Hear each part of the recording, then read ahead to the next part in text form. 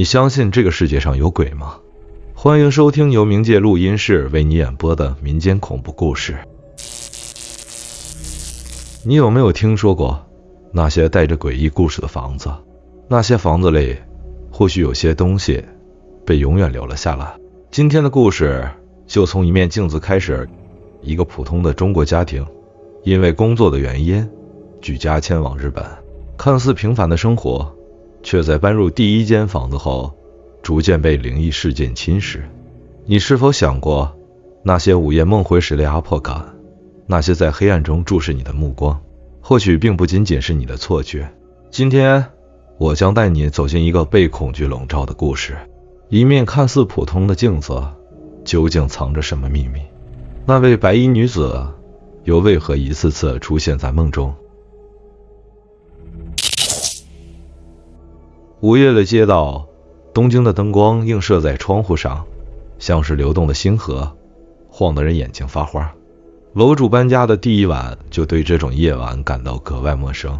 作为一个普通的中国初中生，他从未想过普通的家庭生活会因父母的工作调动而有如此大的改变。日本的文化、语言和街景都令他觉得疏离，陌生感弥漫在日常生活的每一个细节中。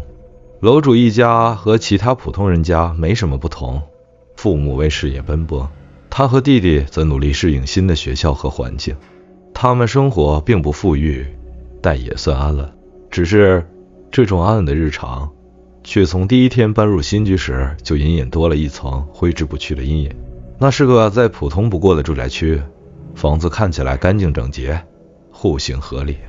和其他人一样，楼主的家人通过中介找到这套房子时并没有太多挑剔，只是听说这套房子的租金比周围房源便宜了一点。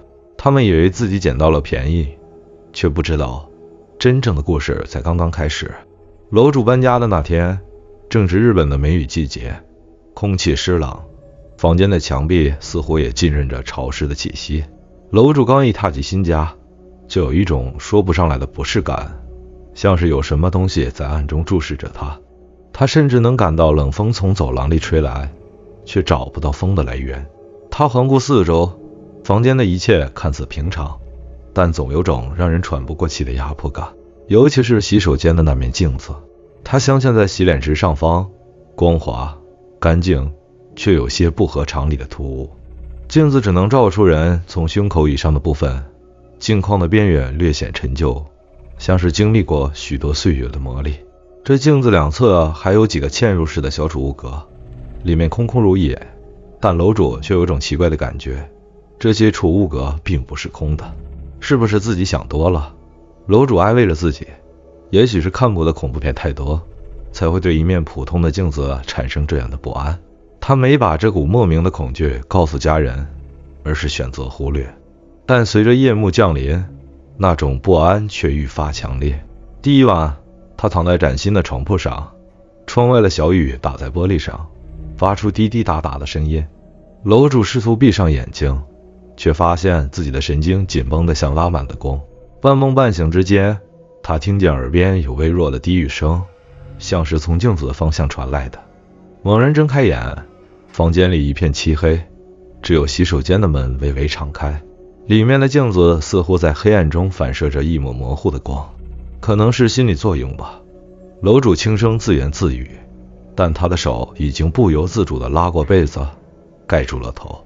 那些微不足道的不安在接下来的日子里慢慢发酵。每天经过那面镜子时，他都会感到一种隐隐的凉意，好像镜子里有另一个空间，或者更准确地说，是另一个世界。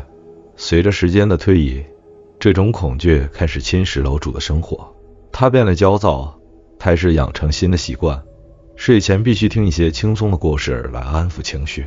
但即使如此，他也无法阻止那些噩梦的到来。在这些梦里，总有模糊的影子，近得像要贴上他的脸。他努力挣扎，却始终醒不过来，只能感受到眼皮后的光亮一阵一阵地晃动着。我一定是太敏感了，楼主在心里告诉自己，可他也意识到这栋房子似乎隐藏着某种不可言说的秘密，而这一切只是这场连锁怪事的开始。新家的布局看似普通，却有一种莫名的不协调。最显眼的地方是洗手间里的那面镜子，镜子镶嵌在洗脸池的上方，大小恰到好处，却只能映出人从胸口到头顶的部分，仿佛故意藏匿了身体的另一半。镜框有些陈旧，暗淡的金属边缘似乎带着岁月留下的斑驳痕迹，偶尔还能闻到一股难以言喻的美味。镜子的两侧是几个嵌入式的储物格，空荡荡的，墙面斑驳，仿佛被什么东西反复摩擦过。楼主站在镜子前，总觉得储物格的空隙里有什么东西在注视着自己。镜子本身光滑的近乎诡异，像是一张沉默的脸，映照着周围的一切，但它却像是活着，静静观察着经过的人。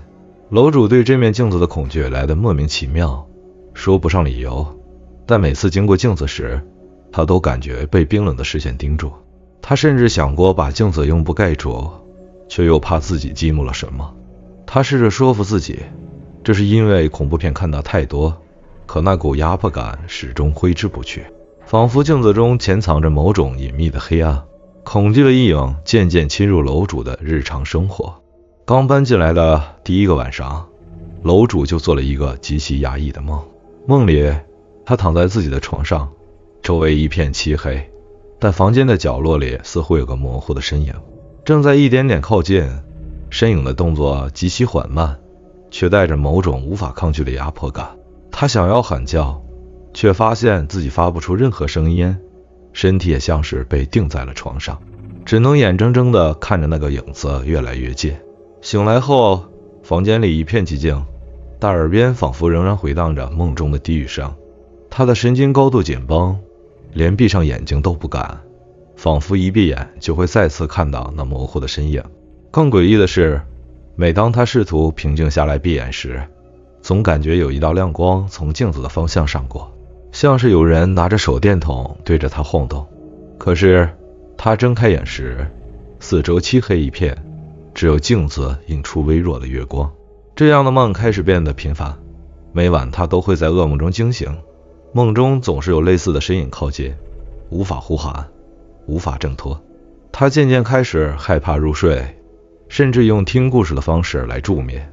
然而那种深埋在梦境中的恐惧却始终挥之不去，恐惧感随着时间的推移逐渐加深。镜子的位置让人无处可逃，无论是早晨洗漱，还是晚上经过走廊，楼主都不得不与它照面。那种被注视的感觉愈发强烈，甚至在离开房间时，楼主总会忍不住回头看一眼，生怕镜子里有什么东西跟着自己。楼主发现他的生活开始被镜子牵制，他甚至会刻意避开洗手间的方向，把所有行为压缩在远离镜子的范围内。但这种回避的举动反而加剧了他的不安，像是一种无形的心理暗示，越是害怕，他的存在感就越强。家里的其他人似乎也感受到了些许一样。楼主注意到，父母总是匆匆经过镜子的区域，弟弟甚至开始抱怨夜里会听到奇怪的声音。某天，父母突然提出要搬家，语气急促，神情凝重，仿佛下了某种决心。楼主虽然感到奇怪，但也松了一口气，期待离开这个压抑的房子。搬家的最后一晚，楼主做了一个梦，梦里的画面让他至今记忆犹新。他梦见自己坐在汽车后排，车窗微微打开，清冷的夜风拂过他的脸颊。当车子驶离家门口，经过必经的那片树林时，他突然看到了一个白衣女子。那女子站在树丛深处，静静地举起右手，像是在送别。她的脸被散乱的长发遮住，无法看清，但楼主却觉得异常熟悉，心底涌起一股难以言喻的恐惧。他急忙对开车的母亲说：“那边有人，快看！”母亲停下车，顺着他的手指看过去。女子开始缓缓向车子靠近，但她的右手始终高举着，像是要抓住什么。楼主感到窒息般的恐惧，他拼命催促母亲开车离开。车子终于启动，驶离了那个诡异的地方，而梦也再次戛然而止。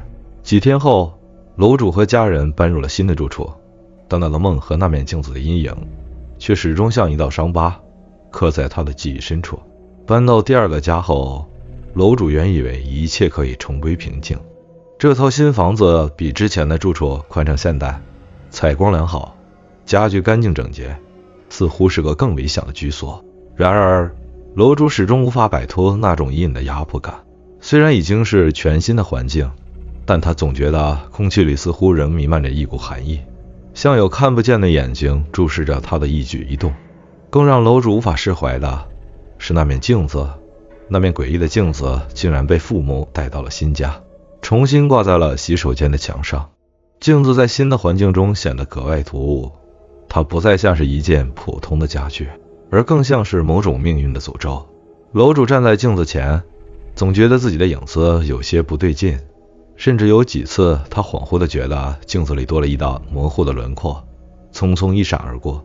可能是我太累了，他试图安慰自己，可恐惧却像潮水般一点点浸透他的理智。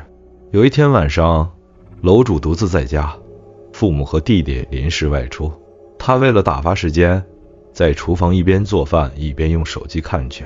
手机就放在水池旁的台面上，屏幕亮着，播放着一个轻松的综艺节目。他沉浸在节目带来的片刻放松中，似乎暂时忘记了那些让他不安的事情。就在他转身进房间拿调料时，手机却发生了诡异的变化。回到厨房后，他发现屏幕上的视频播放进度条被拉回了一节，重新播放起刚才已经看过的片段。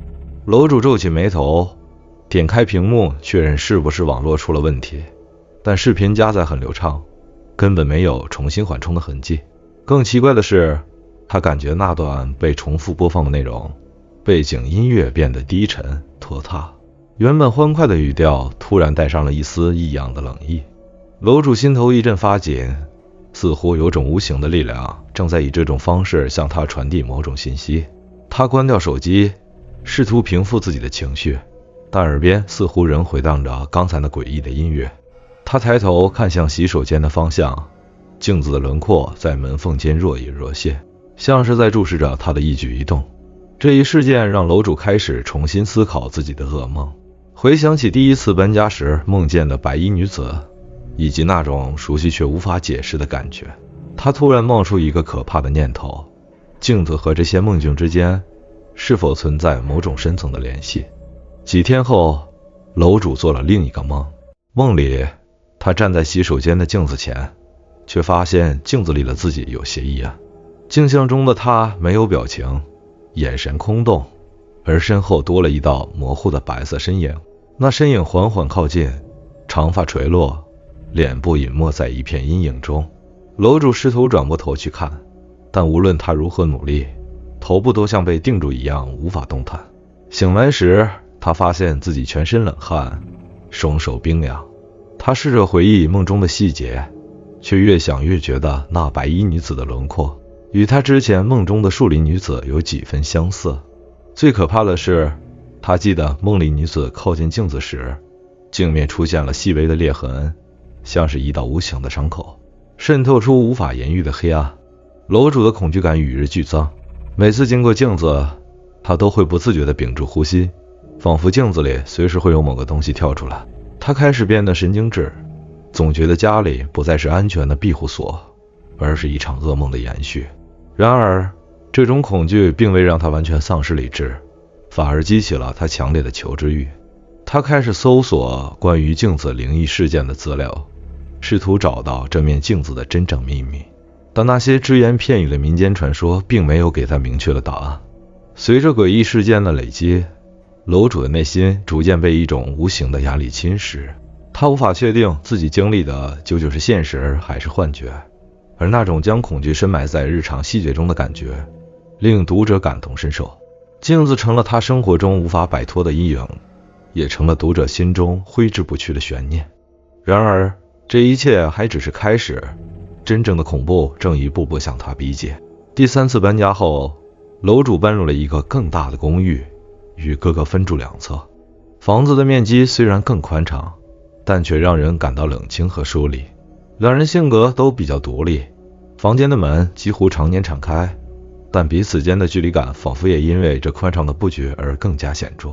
楼主的房间靠近门口与卫生间，而哥哥的房间靠近厨房和客厅，两人分住在公寓的两端。楼主的房间有一扇窗户，却只朝向楼内的走廊。夜晚时，走廊的灯光透过窗户洒进来，映出灰暗的影子，将房间照得半明半暗。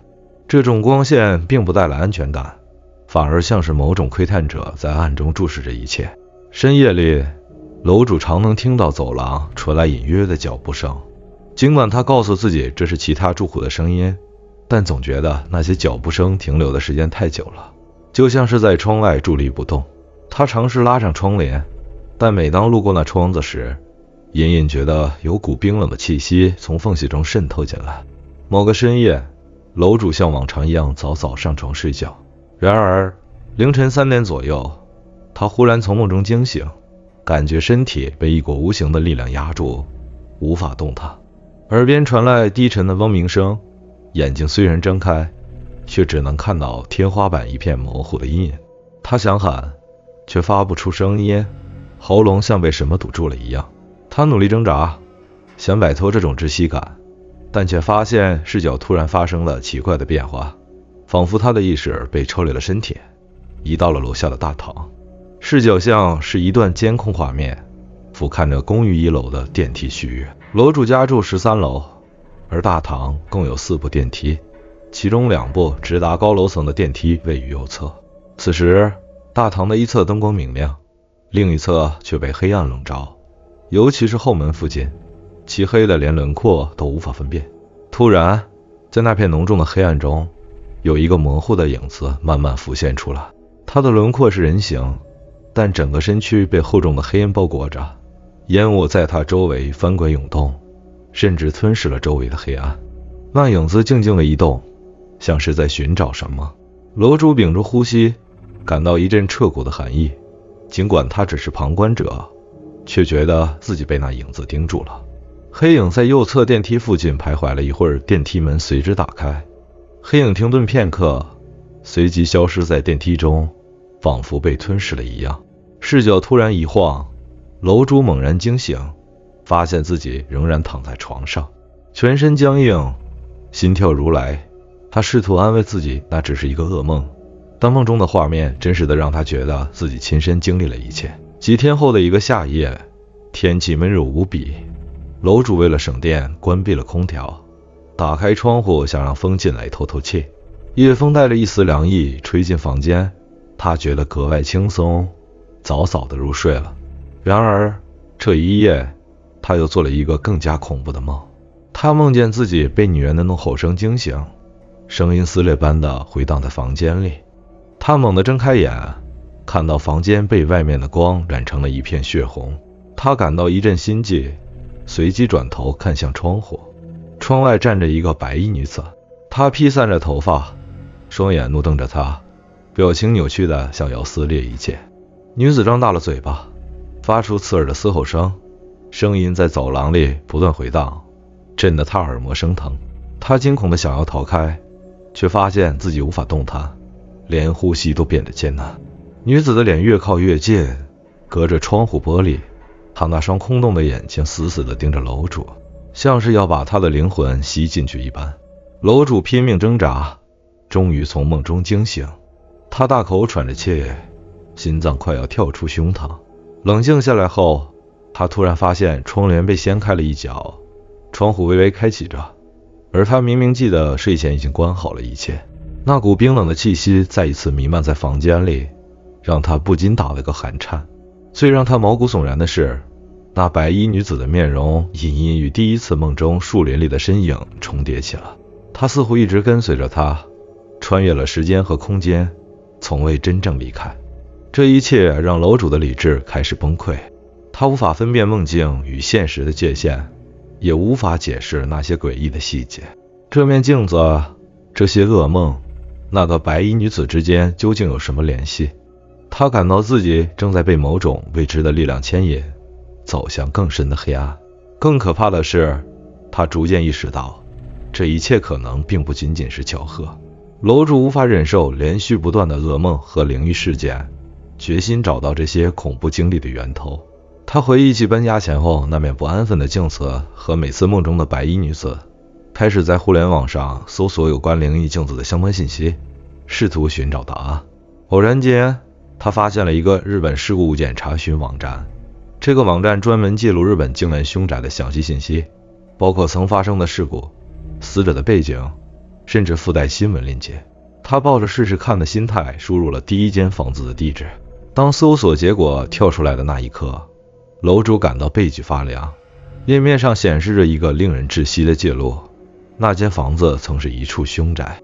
几年前，一个年轻女子因家庭变故，在那间房子的洗手间里用烧炭的方式结束了自己的生命，而她死亡时就跪倒在那面镜子前。那面镜子竟然是从凶宅里遗留的物件，楼主的心一阵紧缩。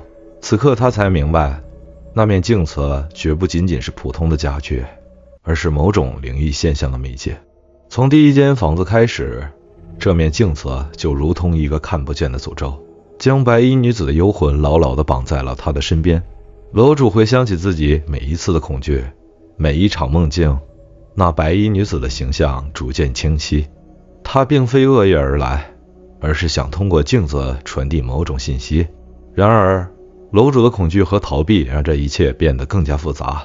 他的抗拒阻断了女子的诉求，导致他的怨念变得更强烈。他开始怀疑那些怪异的事件，无论是手机播放进度的异常，还是午夜梦境中电梯口的黑影，甚至他在窗外的嘶吼，或许都不是威胁，而是他拼命试图引起他的注意，想要告诉他什么。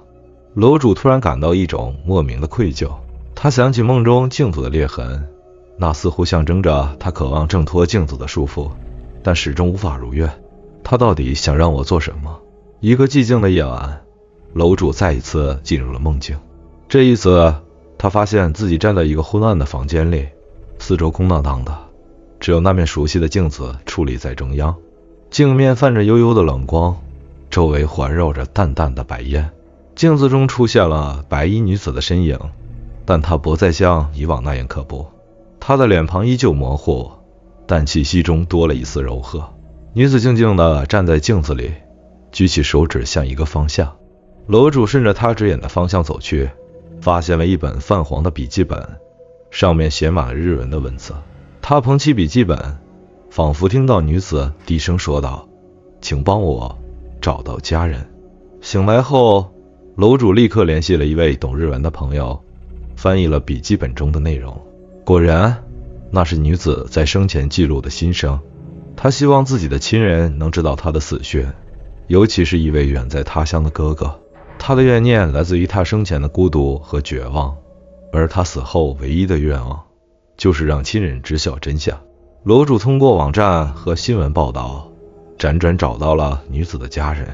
他将笔记本的内容交给他们，并描述了自己经历的一切。女子的家人虽悲痛万分，但终于知道了她的最后心声。任务完成的那天晚上，楼主做了一个平静的梦。他梦见白衣女子站在镜子前，身上的黑烟逐渐褪去，白衣变得干净明亮，脸上的轮廓也渐渐清晰。她的嘴角露出一丝感激的笑意，随后转身向远方走去，最终消失在一片温暖的光芒中。第二天早上，楼主发现那面镜子上裂开了数道深深的裂痕，随后彻底碎裂。他心中一阵释然，感觉压在自己身上的那股沉重压力终于消失了。从此，那些噩梦和灵异事件再也没有发生过。楼主回忆起这段经历，明白了恐惧的真正来源，并非镜子或白衣女子，而是未知和误解。他并没有恶意，只是一个被绝望吞噬的灵魂，希望有人能帮他完成最后的心愿。这件事让楼主学会了直面自己的恐惧，也让他感受到了一种深刻的共鸣。那些被遗忘的灵魂需要有人倾听，而不是害怕和逃避。这场离奇的灵异经历就此画上了句号，但楼主的内心却留下了一份不可磨灭的记忆。每当他看到镜子时，都会想起那个被遗忘的故事，想起白衣女子最终露出的微笑。搬离日本后，楼主坐在返回家乡的飞机上，回忆着过去几年里经历的一切。那些关于镜子的噩梦，午夜的恐怖时刻，白衣女子的嘶吼和黑影的徘徊，仿佛是一场冗长而压抑的电影。可是，当一切终于结束时，楼主才意识到，这场灵异经历并非只是关于恐惧，而是一场关于理解与救赎的旅程。恐惧其实源于未知与误解，楼主在心里默念，他的恐慌并非来自白衣女子，而是对他真实意图的不了解。每一次害怕，每一个噩梦，都是他在挣扎着发出自己的声音，而楼主却选择了逃避，直到他勇敢地直面真相，恐惧才彻底消解。那面镜子从最初令人窒息的噩梦象征，到最后变成了一段伤感的回忆。它不再是一个恐怖物件，而是一个连接两个世界的媒介，一个被困住的灵魂用来求助的通道。当镜子在任务完成后破碎时，楼主感到的不只是恐惧的结束，更是一种如释重负的平静。他明白，那位白衣女子终于得到了安息，而他自己也得以从困扰中解脱。故事的最后，楼主轻轻叹息了一声。镜子的阴影虽然已经消散，但它带来的记忆将永远留在他心中。这个故事也让他明白了，面对未知时最重要的是什么，不是逃避，而是倾听。这一段经历也让楼主开始反思凶宅文化背后的深意。在日本社会中，这样的事故物件往往被人们视为不祥之物，被恐惧和偏见所包围。然而，这种文化的背后隐藏的却是一个更深层的社会问题。那些曾经住在这些地方的人，可能因为孤独、无助，甚至被社会抛弃，最终选择了极端的方式结束生命。楼主意识到，这些房子里的灵异故事，其实是被遗忘的个体拼命想要被人看到和记住的呐喊。关注这些被遗忘的灵魂，或许才能避免更多悲剧。楼主在心里告诉自己，每一个凶宅背后都有一个无法述说的故事，每一个白衣女子的出现，或许都是在提醒世人，不要忽视那些陷入困境的人。与此同时，这件事也提醒楼主，更提醒每一个听到这个故事的人，租房需谨慎。无论是在日本还是其他地方，面对未知的环境时，谨慎永远是必要的。而当恐惧降临时，或许勇敢地追寻真相，比一味的逃避更能找到解决的方式。这场离奇的经历不仅是一个灵异故事，更是一则关于倾听的寓言。在这个过程中，楼主学会了如何面对内心的恐惧，也学会了如何通过真相解开迷雾。他的经历让人不禁思考，那些我们恐惧的东西，是否只是因为我们未曾试图理解？那些被遗忘的个体，是否正期待着有一天能被人发现？镜子破碎，女子安息，楼主带着释然的心情离开了那个城市。回想起那个最后的梦境，女子脸上的微笑似乎还萦绕在她的记忆深处，化成了一个温柔的结局。楼主明白，这不仅是他的救赎，也是他自己的救赎。也许我们每个人心里都有一面镜子，面对它时，逃避只会让恐惧加深，唯有勇敢的直视，我们才能真正解开它的秘密，找到自己的平静。这就是关于那面镜子以及一个普通人的故事。